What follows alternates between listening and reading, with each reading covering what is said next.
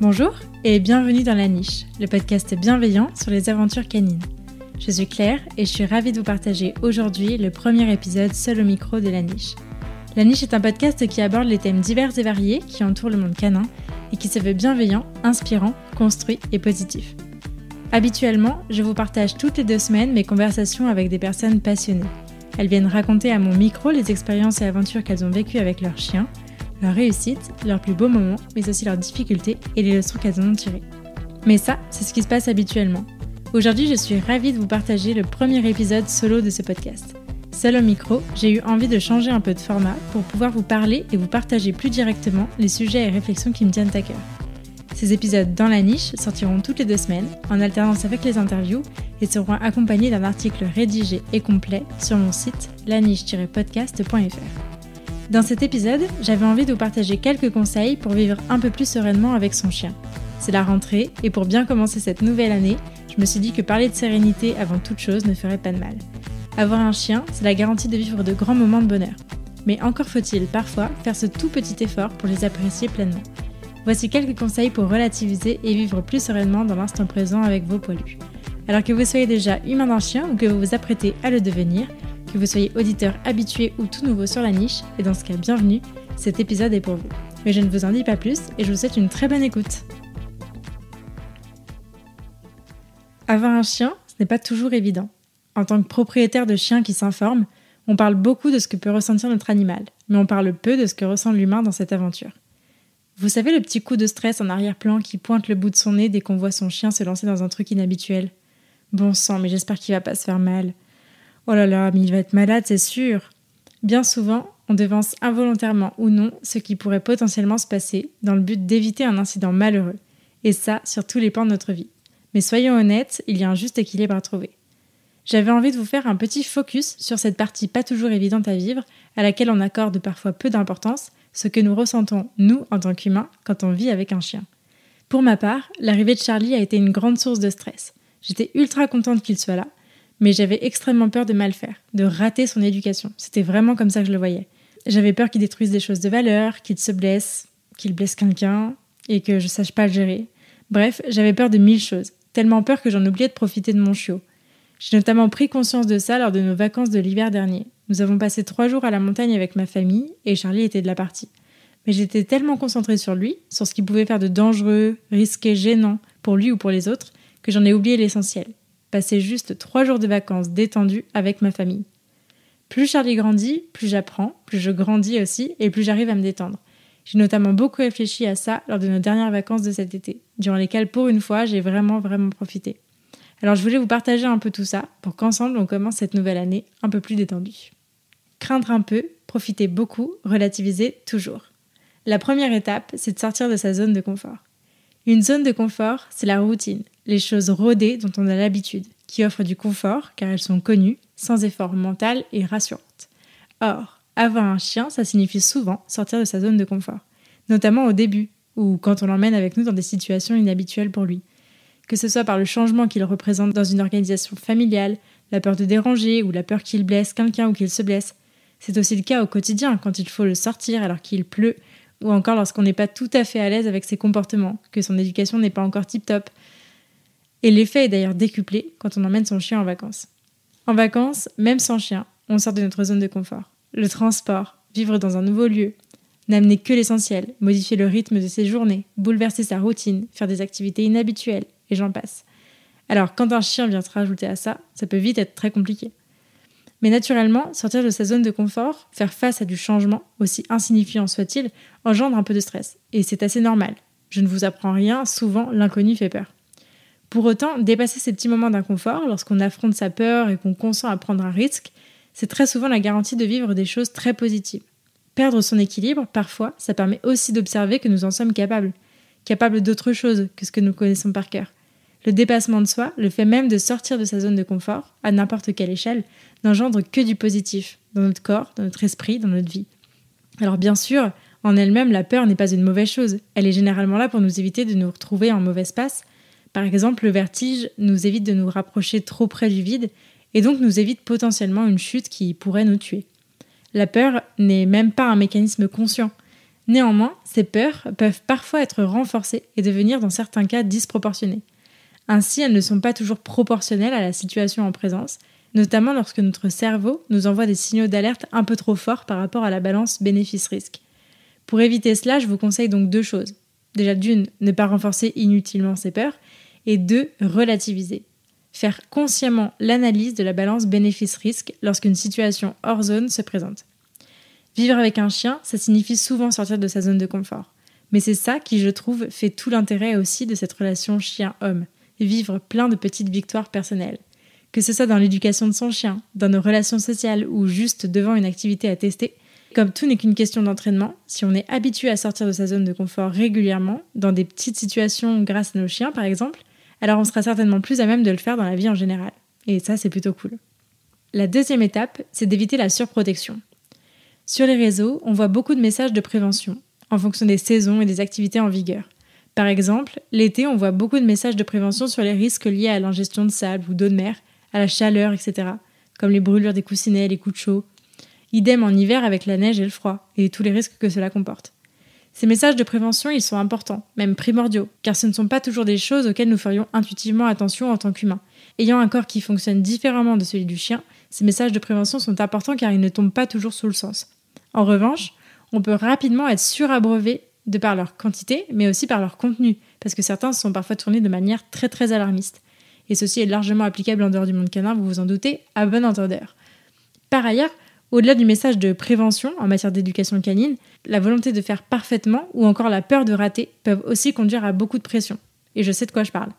À l'heure où le bien-être de l'individu et le concept d'éducation positive connaissent leur toute première apogée, que ce soit pour les enfants ou pour les animaux, nos états d'esprit et nos comportements changent, et c'est une très bonne chose.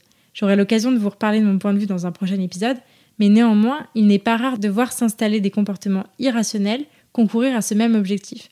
Alors, entendons-nous, l'éducation est un sujet sérieux, et le courant positif et éthologique a encore du chemin à faire avant de devenir la norme, mais sous couvert de bien-être du chien, la surprotection humaine n'est jamais très très loin. Or, je crois qu'il faut relativiser ce que nous voyons pour pouvoir vivre plus sereinement. Le chien et l'homme vivent l'un à côté de l'autre depuis des millénaires. Même si la bienveillance mutuelle n'a pas toujours été au cœur de cette relation, je vous l'accorde, il y a quand même eu des millions, voire plus, de chiens très très heureux. En tout cas, j'espère. Qu'il s'agisse de chiens de ferme, de travail ou de famille, avec ou pas des soucis comportementaux, un chien est un chien, c'est-à-dire un animal relativement robuste, fait pour vivre à nos côtés. Ils ne sont généralement pas aussi fragiles qu'on ne le croit.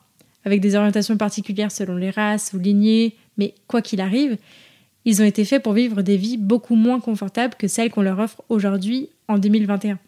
Bien souvent, c'est notre rôle d'humain aimant, parfois un peu sous couvert d'anthropomorphisme, on va pas se mentir, qui nous amène à les voir comme des petits êtres mignons et donc fragiles, et donc à les infantiliser quelque peu. Alors oui, un chien peut se faire mal, il peut être malade, il peut être marqué psychologiquement par quelque chose, il faut être là et il faut veiller sur lui, comme un enfant.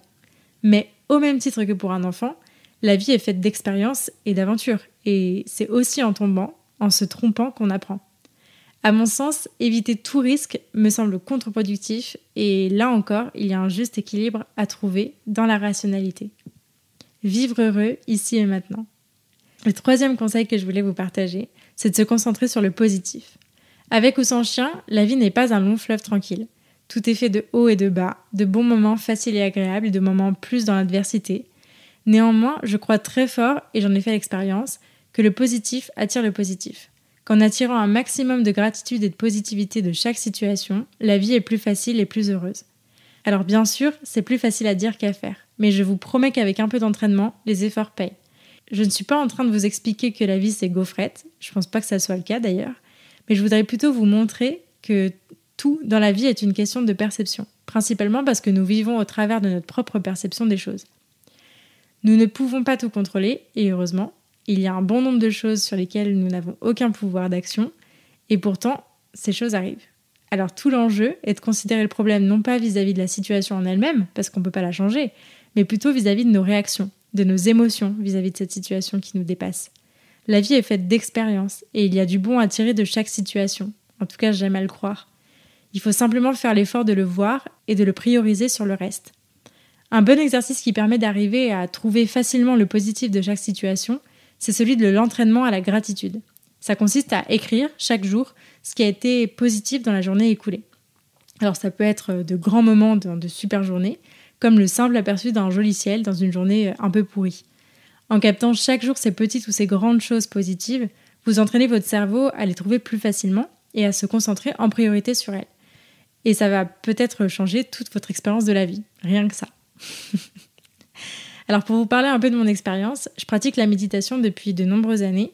Et si vous n'avez jamais encore médité, je vous conseille vraiment de commencer avec une application de méditation guidée, comme par exemple celle de Seven Mind, Les Antisèches du Bonheur, de Jonathan Lehman. Et je vous invite aussi d'ailleurs à écouter des interviews de Jonathan Lehman sur le podcast de In Power. En plus de la méditation, je pratique l'exercice de la gratitude depuis au moins aussi longtemps, si ce n'est plus. Et je peux vous dire que ça porte ses fruits. Ça m'a énormément aidé durant ces dernières années à traverser toutes les étapes que j'ai vécues, et notamment depuis que Charlie est là. Enfin, on revient au chien. Alors pour illustrer tout ça, je voulais vous parler de cet été. Comme je vous le disais au début de cet épisode, cet été m'a vraiment fait beaucoup de bien. J'ai particulièrement profité de nos vacances début juillet et j'ai été chargée à bloc en matière de positivité et d'énergie quand je suis rentrée. J'étais si reconnaissante d'avoir vécu de si chouettes moments avec ma famille et mon chien, c'était trop cool. Sauf que quelques jours après notre retour, Charlie a eu un accident. Il est passé par la fenêtre du premier étage de notre maison pour des raisons qu'on n'explique pas.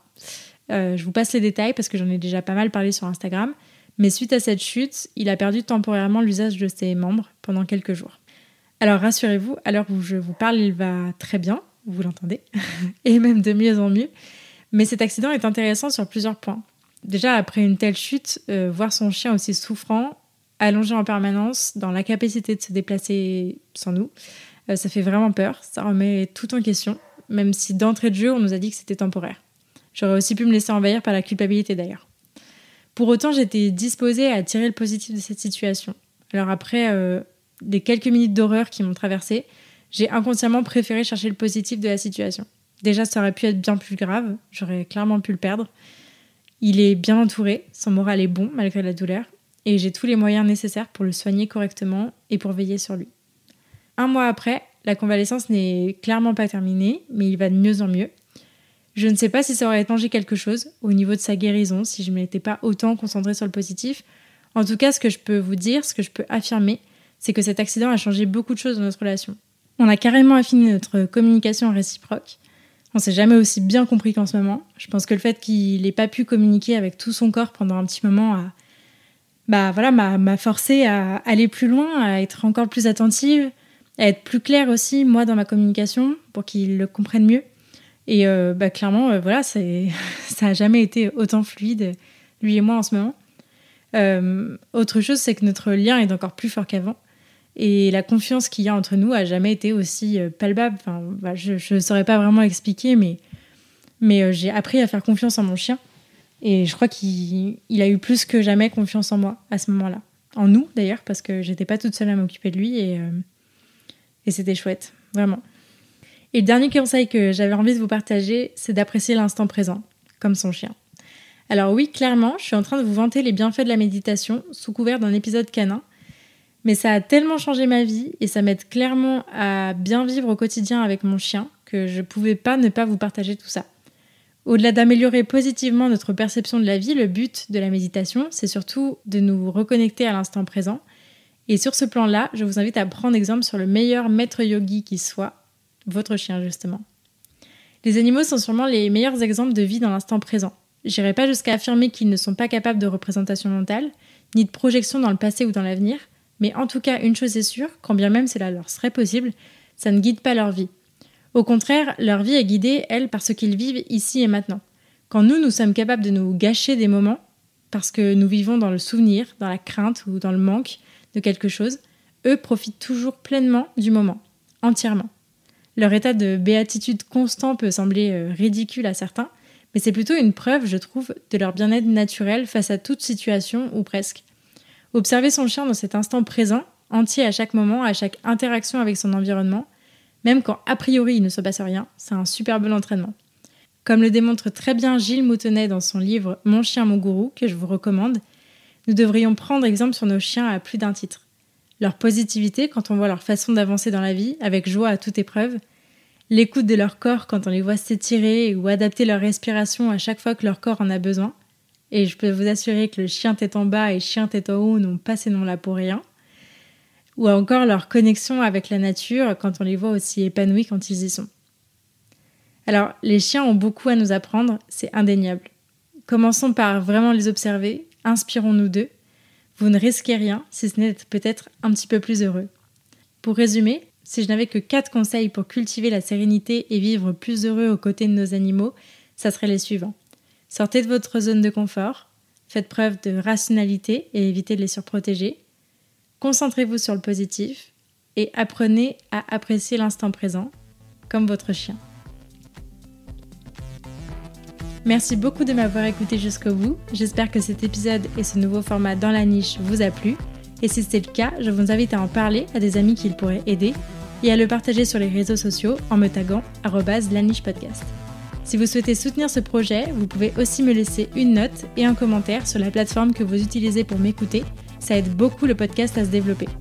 Pour enrichir votre écoute, n'hésitez pas à visiter mon site laniche-podcast.fr. Enfin, pensez à vous abonner au podcast et à me suivre sur Instagram pour ne rien rater des prochains épisodes. Ils arrivent très vite. D'ici là, prenez soin d'eux, prenez soin de vous et je vous dis à la prochaine!